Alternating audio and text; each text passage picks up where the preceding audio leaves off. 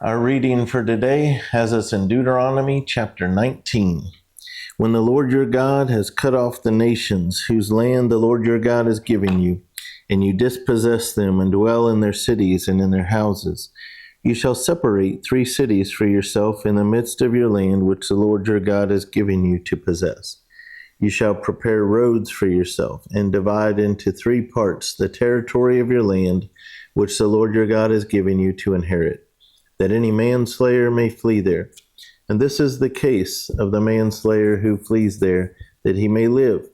Whoever kills his neighbor unintentionally, not having hated him in time past, as when a man goes to the woods with his neighbor to cut timber, and his hand swings a stroke with the axe to cut down the tree, and the head slips from the handle and strikes his neighbor so that he dies, he shall flee to one of these cities and live, lest the avenger of blood, while his anger is hot, pursue the manslayer and overtake him, because the way is long, and kill him, though he was not deserving of death, since he had not hated the victim in time past.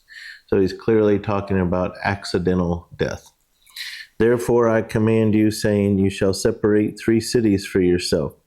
Now if the Lord your God enlarges your territory, as he swore to your fathers, and gives you the land which he promised to give to your fathers, and if you keep all these commandments and do them, which I command you today, to love the Lord your God, and to walk always in his ways, then you shall add 3 more cities for yourself besides these 3, lest innocent blood be shed in the midst of your land, which the Lord your God has given you as an inheritance, and thus guilt of bloodshed be upon you. But if anyone hates his neighbor, lies in wait for him, rises against him and strikes him mortally so that he dies, and he flees to one of these cities. So now he's talking about intentional death, murder, not manslaughter.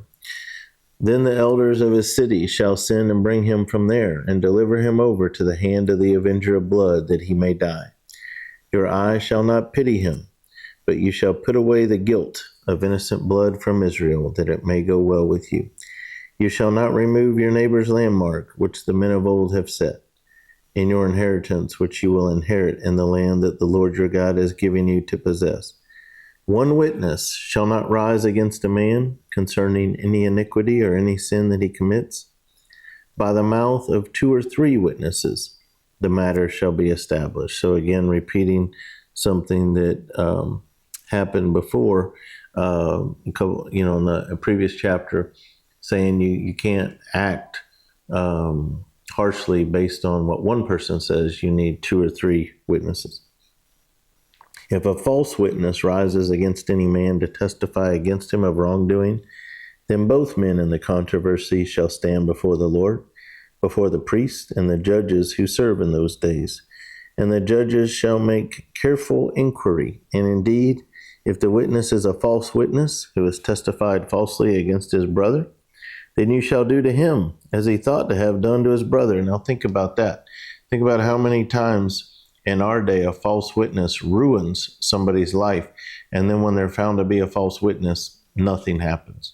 But they're saying if they found somebody to have made up a story to get someone else in trouble, and they were found out to have been lying, whatever they wanted done to that other person would be done to them. That would stop a lot of that nonsense.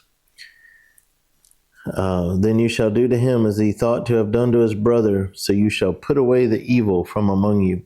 And those who remain shall hear and fear, and hereafter they shall not again commit such evil among you. Your eye shall not pity, life shall be for life, eye for eye, tooth for tooth, hand for hand, foot for foot. Now that last verse we just read can be taken out of context for vigilantism, but that's not the context. The context is a legal situation where you have people judging, people getting the facts, and a judicial system considering the facts and making a judgment.